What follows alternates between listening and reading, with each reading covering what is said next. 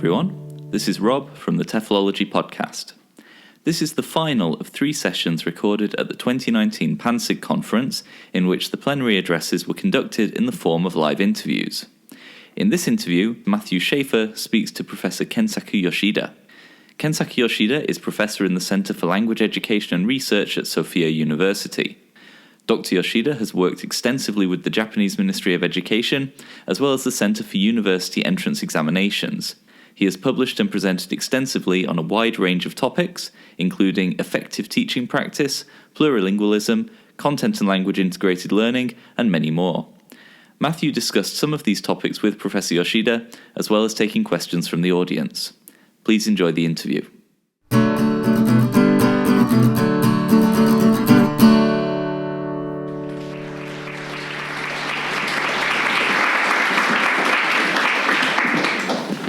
Okay, so hello.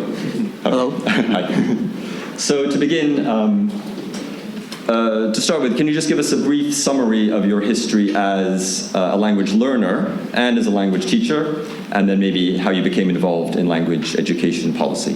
Okay. Actually, I'm one of the so-called Kikoku Shijo, a returnee, but it goes way back over 60 years ago, because in 1955, I was 7 years old, and I went to the United States with my father.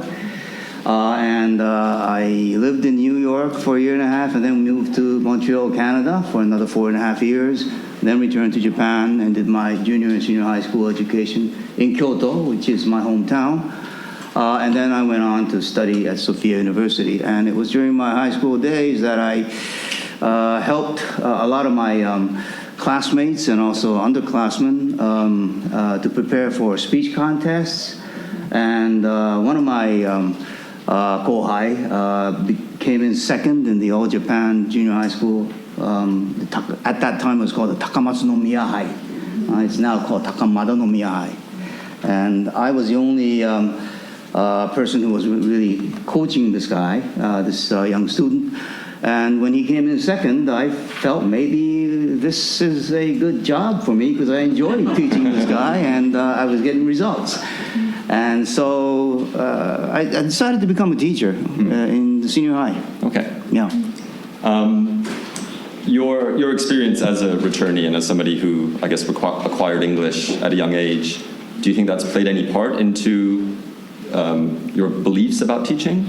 Definitely, because as a young child, the only way I was given an opportunity to learn English was in a very natural environment. And that's the way I learned how to communicate, and that's the way I learned how to manipulate the language in a very, natural way. And so my basic assumption is that if that's possible, even for other students as well, that would be probably the best way to do it. I see. Okay.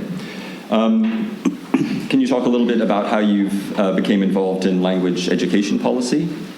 Okay. About 20-some years ago, I was asked by the Ministry of Education to take to be one of the lecturers of the so-called Shidosha Kenshu, which is a special kind of teacher training program, which is still, no, not now, it's a different form now, but it used to be held at Tsukuba, Teachers Training Center at Tsukuba, and I started teaching there from, I think, 1994 or 5, somewhere around there. And that was the beginning of my association with MEXT. And after that, they asked me to stay on to take part in different kinds of committees to talk about especially secondary language education in Japan. And I got involved in different kinds of research projects with them as well. And it's continued for the past 20-some years. Okay, thanks. It's a big question, but can you talk a little bit about the process of developing a new course of study? I guess it's sort of curriculum design on a level most of us can't really imagine. Okay. It takes quite a while because once a course of study has been adopted and is being implemented in the schools, then people begin to notice different problems that they had not assumed would occur when they were thinking about when they were planning the course of study. And so what happens is that in the process of trying to revise it, different committees are set up by the Ministry of Education to talk about the defects and maybe ways of revising the so-called present course of study. And also in view of the general objective for Japanese students to acquire English as a member of the global, for example, community. And in that, and there are several different kinds of committees that are convened by the Ministry of Education, and through the process of discussing the different innovations, the revisions, and also the objectives, the basic outline of the new curriculum, the new course of study is created, and that is taken up, and then the actual committee for creating the course of study is set up, and then we start working on the details of it. Yeah. Okay. So talking about the details, can you outline some of the key changes in the new course of study? So my understanding is the new course of study goes into effect from next year? That's right. For elementary school, that's right. Yeah. Okay. But one of the major changes is that English will be introduced from the third grade as a mandatory subject, which is quite a revolutionary thing as far as Japan is concerned, especially with the fifth year introduction of English as a subject and not simply as an experiential kind of program. This is a very big step. The only problem is that it's only twice a week, and that doesn't give us much, or the teachers much time to really treat English as a subject when they only have 2 hours a week. And so the basic design is to try to get the teachers to continue with the experiential learning that the students have gone through in the third and fourth grade, and as an inductive way of introducing knowledge of the language, use the conversations, using the kinds of oral experiences that students have had, then giving them opportunities to notice certain kinds of grammatical issues and so forth, which they might need in order to further expand and use these structures more creatively as they go on. And so it's like not a deductive teaching of language form, but an inductive form of teaching the forms of the language. Another important point is that we introduced the CEFR, the Common European Framework of Reference, as a basis for creating the whole course of study, ranging from elementary school all the way up to senior high school. Basically everything is aligned according to the levels which are set by the CEFR. So there is no disconnection anywhere between the different schools. For example, it's what we do in elementary school will be continued on in junior high school, and that will be continued on in senior high school. And it's written that way. And in the course of study, it's also written that for example, junior high school teachers should always be concerned about what the students have learned in elementary school, and to continue to review what they've done and to continue from where they left off and go on to junior high school. And the same thing with senior high school as well. And one of the major reasons is because junior high school teachers don't refer to the elementary school course of study. They don't know what is going on. They have never looked at the elementary school textbooks. Many senior high school teachers have hardly ever looked at junior high school textbooks. They have not read the junior high school course of study. And so what we want to do is we want to make that transition a lot smoother than it has been in the past. And that's why we set the CEFR criteria as the sole criteria on which all of the course of studies for all the different school levels are created. And the one more important thing is we've tried to, and this is a policy that the ministry has set up for all the subjects, not just English, and that is to try to get the students away from simply acquiring knowledge to being able to use that knowledge for thinking purposes, to use it for decision making and for expressing ideas and communicating. We have tried to create that as the main pillar in the Gakushido Yo-Yo. Okay, thank you very much. You mentioned, using SEPAR as targets for the different years. My understanding is SEPAR is quite comprehensive in terms of its descriptions of those different years. Is the intention to take all of SEPAR or adapt it for? Basically, CFR, if anybody has seen the new revised edition of the CFR, which came out in last year in March, it's been revised quite a lot. And it's very, very detailed. And I looked at it and I said, this is too detailed for adopting in a course of study like the ones that we have. A more general kind of program where you see the general development going from one step to the other, from A1 all the way up to C2, is better than going to small details at every level, because it just makes things a lot more complicated. And so we've tried, in a sense, to preserve the old version of the CFR, and we have intentionally not tried to include the newer ideas, because it's just, I think, too much for the teachers as well as the students. But at the same time, as we see in all the CFR categories or the models that we see around the world, every country is adapting the CFR to meet the needs of each country.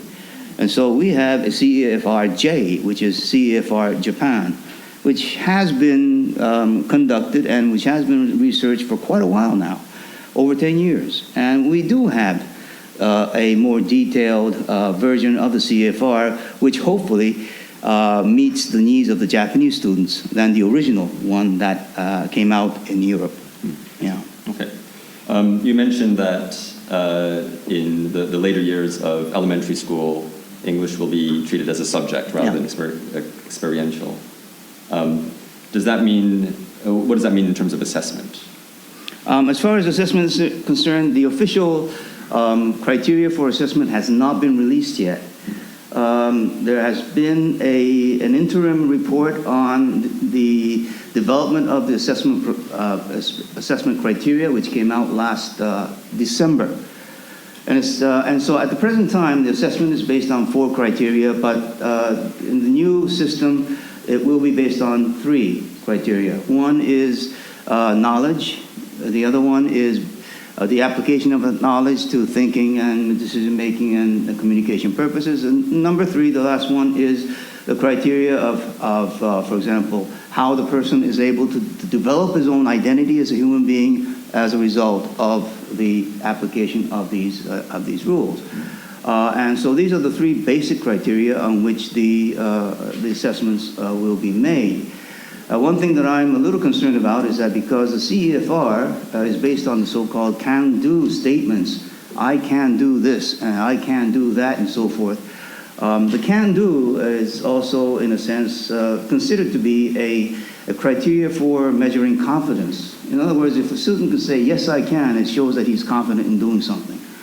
But that confidence has to be expressed by the student himself. But that's not included in the assessment process that I've seen so far.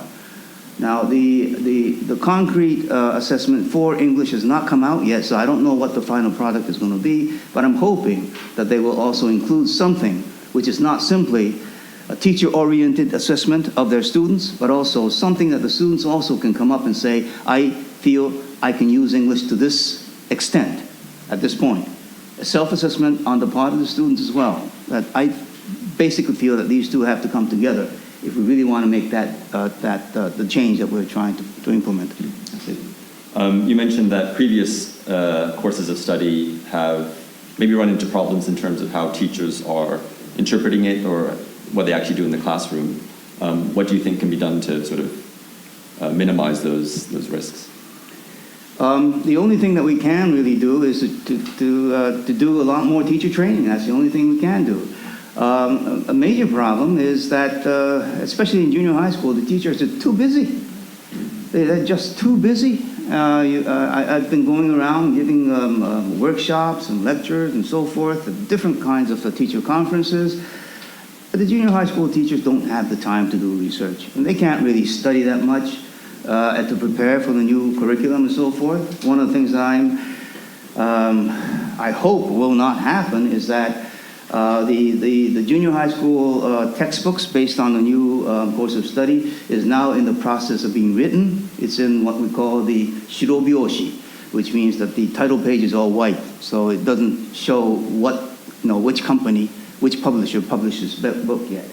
So it's the process of the shirobyoshi at the present time.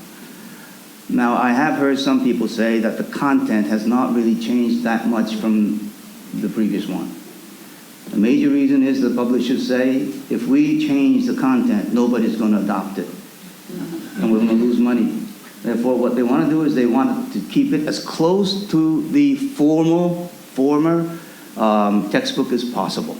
And as I said, if the junior high school teachers don't have the time to do the research that's necessary to adapt their teaching to the new ideas, then that's something that we can't say you can't do. I mean, we've got to find a way to get the teachers to go through more teacher training sessions, and that's very important, especially junior high. I mean, this is the level. Senior high school, I mean, we all know that the entrance examinations are going to change, so they have to change. Elementary school, it's something new, so it will, and people are interested in what to do. Nobody interested in junior high school. I mean, why? I mean, there's no change. People think there's no change. There is change. If you read the course of study, it's different. But still, people say, oh, that doesn't concern us. And that's one of the major problems that we are facing at the present time. It's always been the case, and I think it's still the case. And we have to do something about changing the ideals for teaching and so forth especially of the junior high teachers. As far as senior high, with the way things are going to whether or not to adopt the new 4 skills test and so forth, especially with public universities, depending on the prefecture that you might be teaching in, there is very little change going on. There are major changes in many of the so-called innovative prefectures and so forth, where there are a lot of teachers who are interested in changing the way to teach, but there are quite a few prefectures still in Japan where very little change is being considered by the teachers themselves. And what happens is that if the local universities in these prefectures say, we're not going to adopt the 4 skills test, all we need is an A2 level, that's all we will expect of our students, that's the only thing that the high school teachers are going to teach. Because these students will be attending the national universities in these prefectures alone. They're not going to come to Tokyo. They're not going to come to the Kansai area. And if that happens, nothing's going to change. So if these local national universities don't raise their hurdle to require a slightly higher level of English proficiency on the part of the high school students, high school education might not change in these prefectures. And that's going to create even a larger gap between the Kansai and Kanto area universities and these local universities. I see it already. I hear stories, and it's depressing sometimes. That's something that I have to bear with, though. Do the courses of study try to influence or maybe directly state the preferred approach or methodology that teachers should be taking in high schools or junior high schools? Actually, if you take a look at the history of the course of study, ranging from right after the Second World War, starting from 1947, it's all oral, 4 skills. Everything is 4 skills. In 1947, the ministry came up with what they called the pilot study of the first course of study, and it says right there in the document, translation is not the goal. That's what it says. Very beginning, it says teaching the 4 skills is the goal. Teaching culture is the goal. That's what it says. And in 1970, right after the Tokyo Olympics and the World Exposition here in Osaka, the expression changed from 4 skills to listening comprehension and oral presentation. So the words were now changed from skills, the 4 skills, to communication abilities, to express oneself and to comprehend and understand. And since then, things have really moved towards a more detailed description of what to do in communicative language teaching. And so everything has been geared towards the development of communication skills. So the course of study, I mean, take a look at the whole history of it, and they're good. They're very, very interesting. Okay. You mentioned earlier about one of the goals in terms of creating, I think you phrased members of a global community. Could you explain a little bit what is meant by that? I think we all are aware of the fact that, I mean, we are in a world at the present time, especially if you take a look at the internet, and all this new technology and so forth that's around. I mean, there are no borders anymore. We all know that. You go beyond borders. People are now talking about going beyond the global era. And I think that's also true. I mean, global or regional, they talk about two-dimensional space in a sense. But we've got to go beyond that. I mean, technology is something that helps us to go beyond that stage.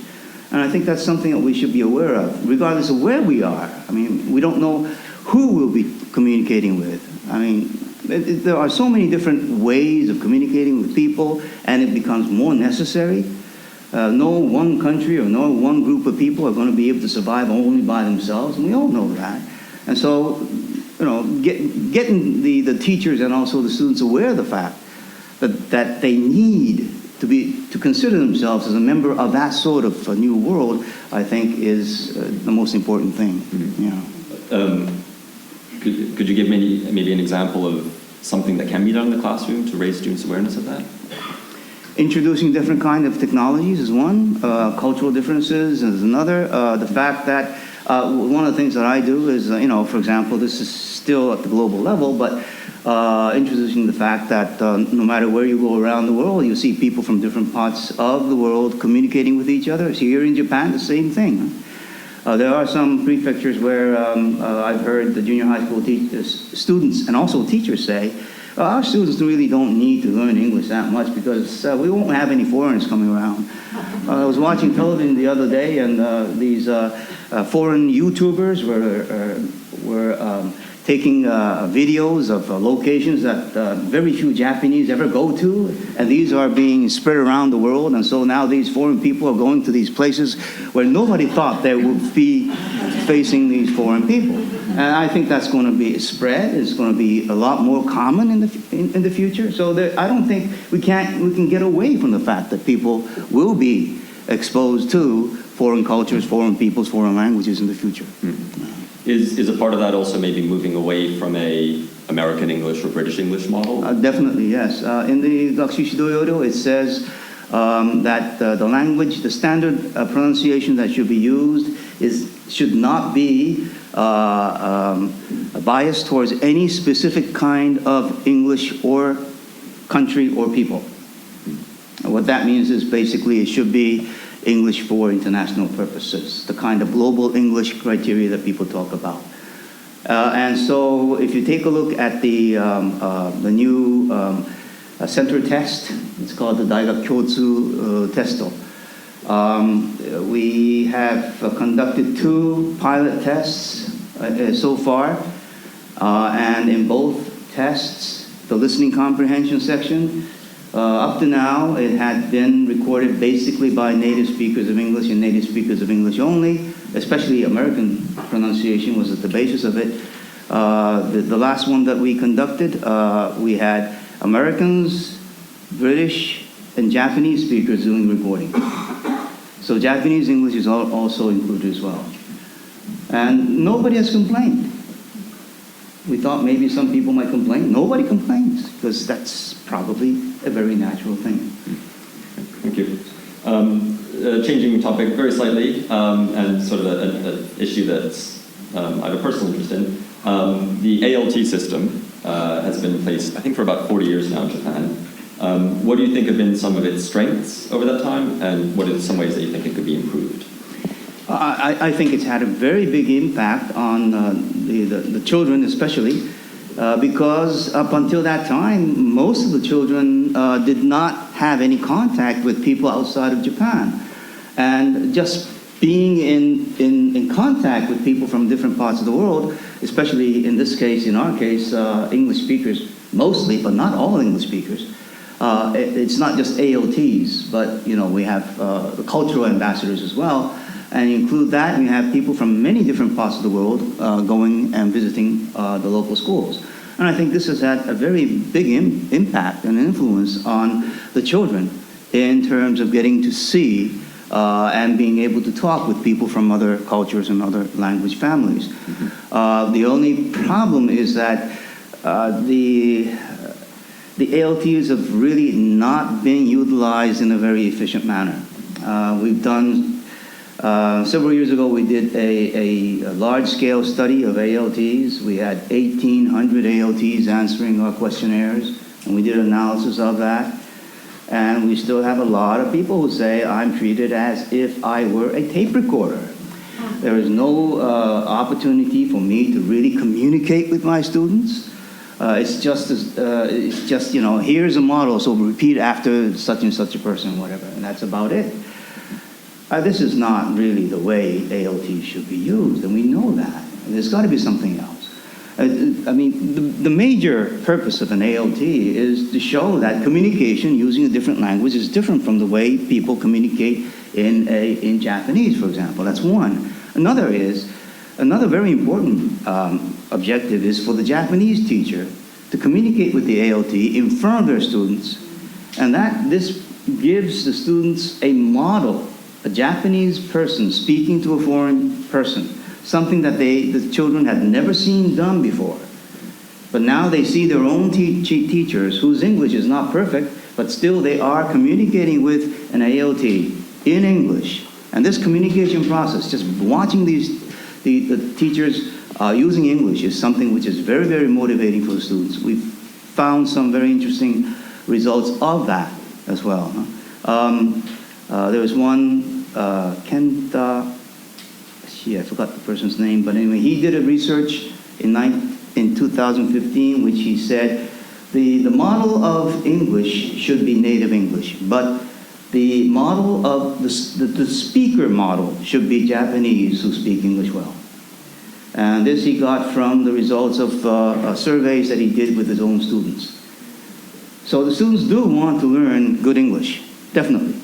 But when it comes to the model speaker, the speaker model, they say, we're interested in how well our teacher can use English. They know that native speakers are going to be able to speak English, right? Nobody's going to come up to a native speaker and say, wow, you speak good English. But if they see their own Japanese teacher speaking English, they'll go up to the teacher and say, wow, I didn't know you could speak English that well. And this is the speaker model, and that's very, very important. So that sort of communication between the Japanese and the ALT, I think is very, very important. Thank you. In Japan, there are many opportunities, I think, for language teachers to engage in various types of research, both in and out of the classroom. So maybe thinking in terms of the areas that you are interested in, what areas of teacher-led research would you like to see explored further? I guess as a teacher, I think the best methodology that people can use is the classroom research. Action research is probably the best. I mean, as teachers, we all find issues that we think we have to do something about as we're teaching in the classroom. We don't want to leave it as an issue. We want to see if we can solve that issue in one way or another. But we don't have time to do pure research in the sense that we're not really researchers and like people who are doing these things in laboratories. But we are in the actual classroom, and there are many, many different ways of doing action research in the classroom as we are teaching, seeing what kinds of methods, changes in the way we teach would have an effect on our students and so forth. And I think this sort of action research is something that all teachers need to do. And without it, I don't think the teaching practice will improve. And I think that's very important. Another issue, this is also things that research topics that I've been trying to do in the past 20 years or so. I've done it twice, 3 times. And this is trying to look at the ideals that teachers have about teaching. What do they think about teaching? How do they feel about teaching? What is good teaching to them? And are they really doing what they believe is good? Right? One of the things I found in my previous research is that what they believe is good, that teachers should be doing, and what they say that they are actually doing, what they are actually doing in the class, is a big, big gap. There are many reasons for that. It's not just simply because this person cannot do it because of his personal issues, but because of, for example, organizational issues. The school has limitations where the teacher will not be able to do the things that he thinks is necessary for the students. Using the same textbooks, one teacher coming up with the same examination questions for all the students and everything at the same time. This puts a lot of so-called pressure on the teachers, a lot of limitations as to how much the teacher can really implement the ideas that he has in the classroom. And so those are practical issues that we have to sort of hopefully overcome, but at least trying to get the students to have a sense for what they think should be done, the kind of ideas that they have about what good teaching is all about, what they want their students to be able to do. I think that's very, very important. Yeah. Okay, thank you very much. Unfortunately, my time's up now, but I'd like to say thank you very much to Kensaku Yoshida. Very much.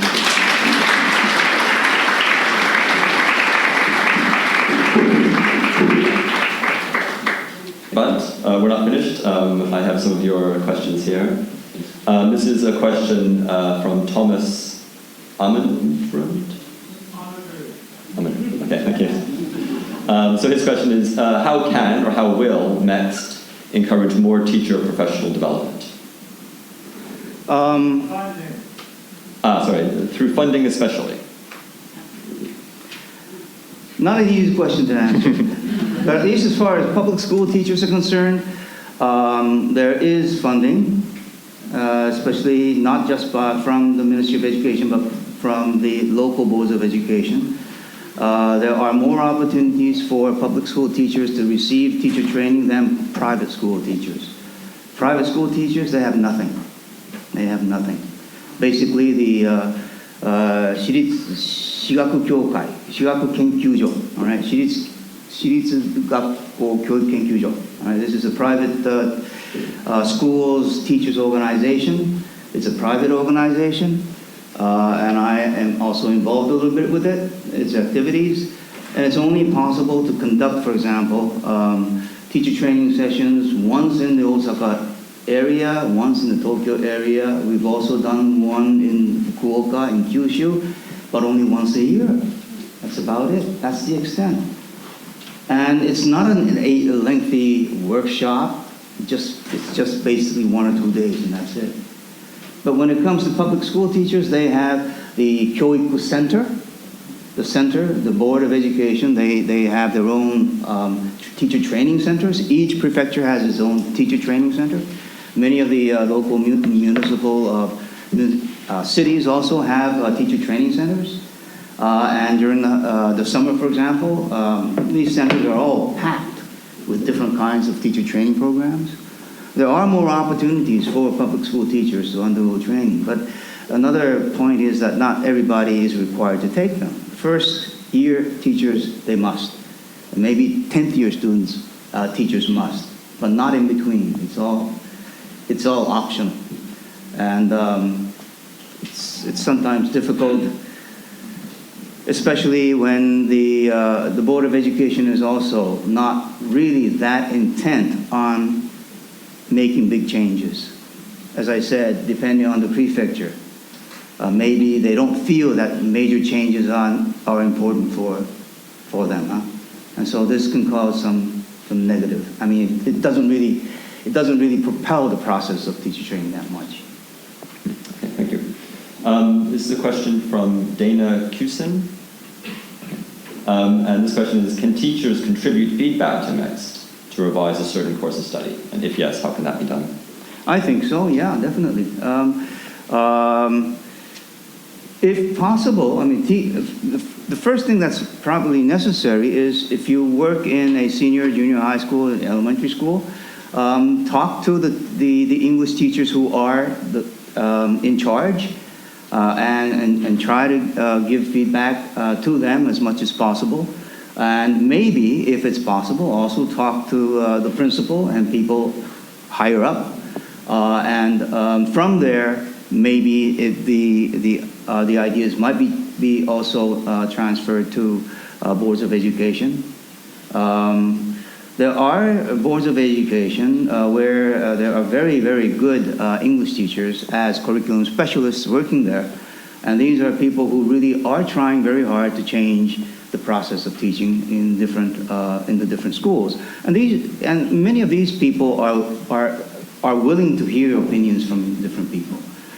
But again, I mean, you got to try. I mean, that's the beginning. You got to try and see if people will listen. Also, talking to people like us. I mean, people involved in the creation of the courses of study and so forth through conferences like this and workshops. A lot of the things that I've heard in the past as I was giving workshops and so forth, things that I had to think about. I have also, not in a straightforward way, but in a different form, tried to include in the suggestions that I have been presenting. So the communication among professionals is also very important. And if you can get somebody in the administration involved as well, I think that will be even better. Yeah. Thank you.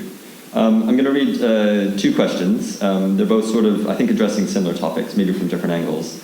So the first question is, some people might disagree with the idea of promotion of English education in Japan because English may not be necessary to the majority of Japanese people. Could you tell us your response for this? And question from another person, do you see any role for English language education in preserving or revitalizing Japan's dying Densho-geino culture? What, the final one? Densho-geino? Densho-geino. Okay. All right. Okay. Like kabuki and so forth? Is that it? Yeah, I think the two questions are sort of asking about the influence of, or the connection between English education and Japanese culture. At the present time, unlike in the past, I don't think there are too many Japanese who think that English is not necessary. Almost everybody tends to feel that English is necessary. There has been surveys being done even with junior and senior high school students. These are the people who say English is not necessary for me. But when you ask them, do you think English is going to be necessary for Japan as a nation? Over 90% of all of these kids say yes, it's going to be necessary for Japan in the future. But when you ask the same kids, is it going to be necessary for you? Half the students say no. I'm not going to use it in the future. But the country will need it in the future. All right? And I think that's also true of many of the teachers as well. They'll say that it is going to be necessary, but not for my students. Not for my students. And this is the truth. I mean, that's the kind of mentality that many of the English teachers have. So whether or not English is going to be necessary for Japan as a nation, I think almost everybody agrees on that. At least English. Other languages also. If more languages can be taught, the better. It's better if more languages are taught. Definitely. All right? The only problem is that in all of Japan, there are over 700 universities. And almost all the universities have teacher training, license programs for English. But there are only about 70 programs for licensing people to teach languages other than English. Less than 1/10 of all the universities around the world, around Japan. And there's one reason for that, and that is these teacher training. I've seen some teacher training programs going out of business. Why? Because there are no students taking the courses. The students don't come. If the students went to these programs, it would continue. But students stopped coming, and so these programs are shut down. I don't know how to do this, though.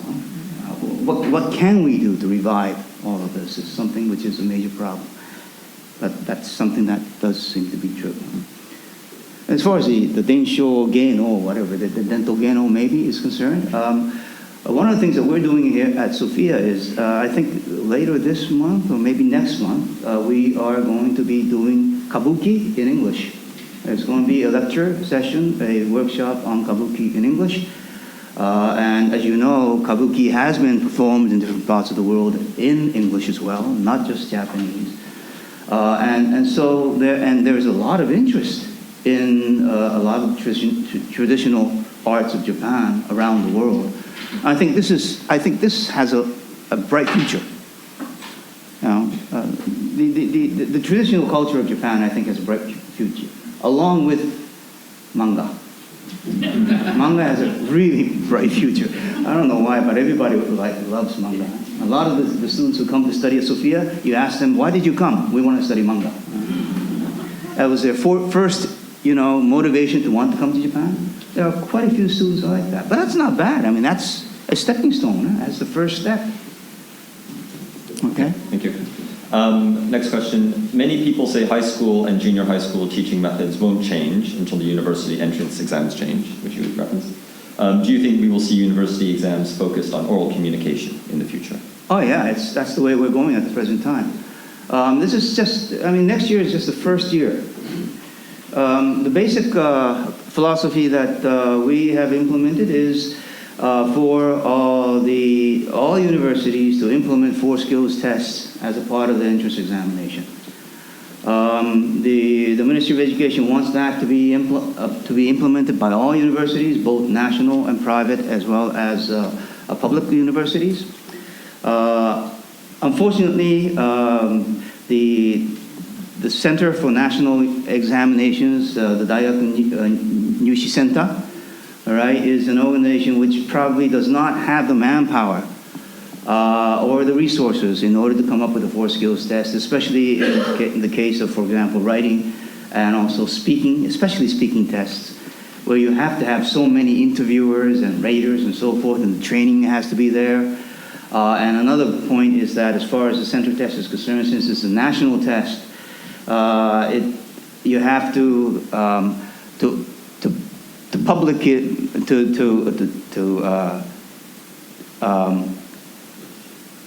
publish the tests right after they've been given. So you can't come up with good tests, keep them, and try to create even better, more objective tests. And as far as the national tests are concerned, that's impossible to do. So we found that this is a very big handicap as far as trying to come up with a 4 skills test on the part of the national center.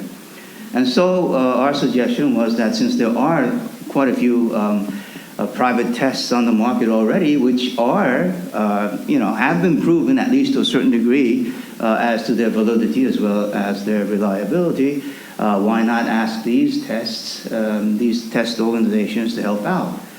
And so when we selected the 8 companies and 8 kinds of tests, we asked them to come and help. They didn't raise their hand and say, I want our test to be in there. We said, please help us. Because we got 500,000 students taking these tests. And it's impossible for just one test organization to accommodate everybody. Just impossible to do. So we need the help of all of these people.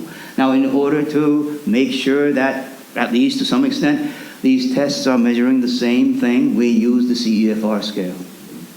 Right, so there are, as I said, can-do statements related to all of the different CEFR scales. A2 says these are the things you should be able to do. And we asked all of these test companies to recheck all of their tests. And there's a manual. There's a manual created by CEFR which says this is the way you set up the tests according to the CEFR criteria. And we had all the organizations do that, all right? And they came up with, with reports saying this is the way we did it. These are the people who were involved, not the actual names, but these are the professionals who were involved in setting up the criteria in calibrating the tests according to the CFR.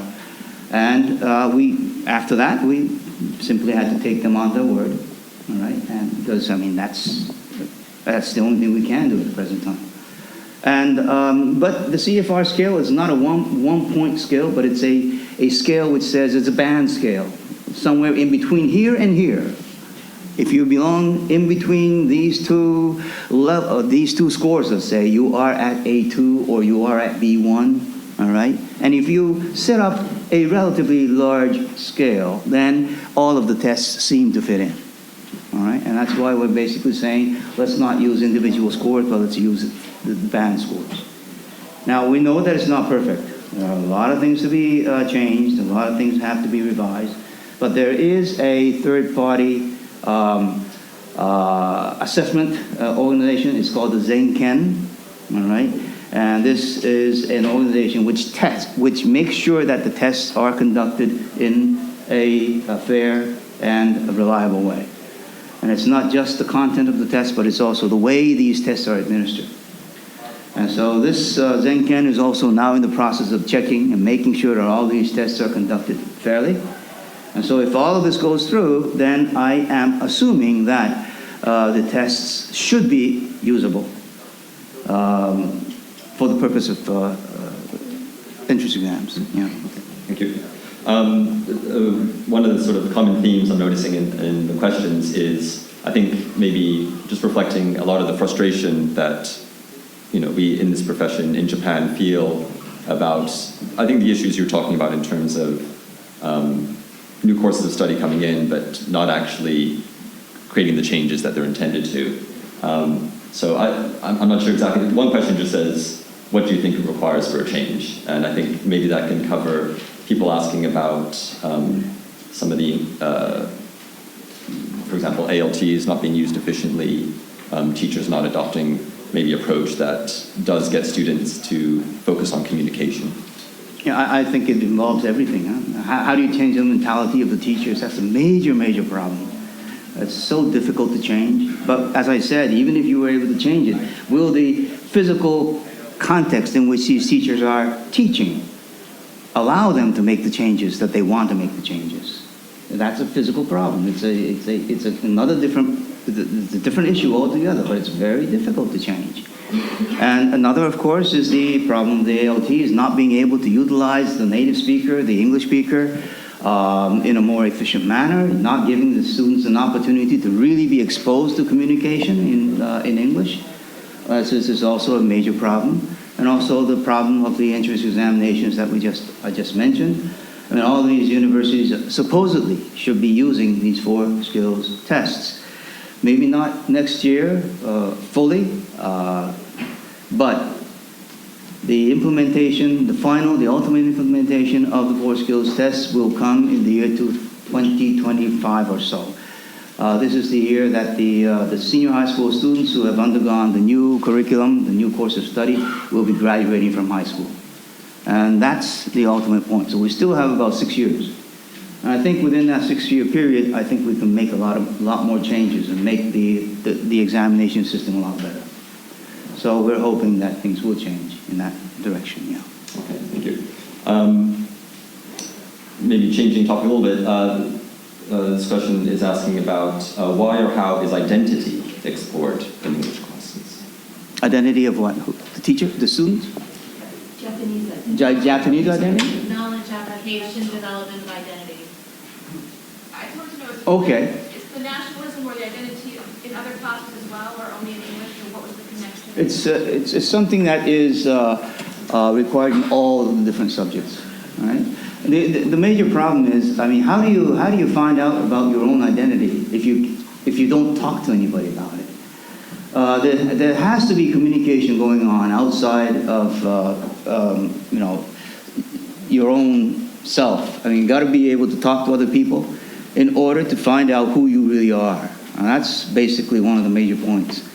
One of the things that it says in the Gakushu Shidoryodo for all the different subjects, it talks about mikata kangaekata. All right. So, for example, what does that mean? Perspectives. Okay. From what perspective should this subject be taught? For example, in the case of English, the purpose is to try to get the students to acquire communication ability. But then the mikata kangaekata says from what perspective? And the perspective mentions, one of the things it mentions is to be able to consider other people, to be able to talk and to discuss and to communicate, interact with individuals. And through the process of communication, change your way of thinking. reconstructing your ideas is something which is very important in teaching English for communication, which means what you do in the process of speaking to other people is you're trying to get other people's opinions, and through the opinions that other people have, hopefully that you will also be able to make some changes in the way you think about yourself, and that this would lead to a higher level of what you might call identity development, the Aufhegen that people talk about. And that's what one of the objectives that is listed in the course of study. And so I think that leads to a new identity, in a sense, or becoming aware of your own personal identity. Okay, thank you very much. Unfortunately, we're out of time. Thank you very much for all of your questions and comments, and I'll certainly pass them on. Thank you very much.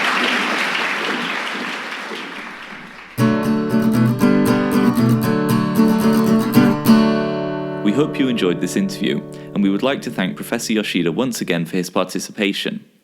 For more about the TEFLology podcast, please visit www.teflology-podcast.com or find us on Twitter, Facebook, YouTube, or iTunes. Thank you for listening.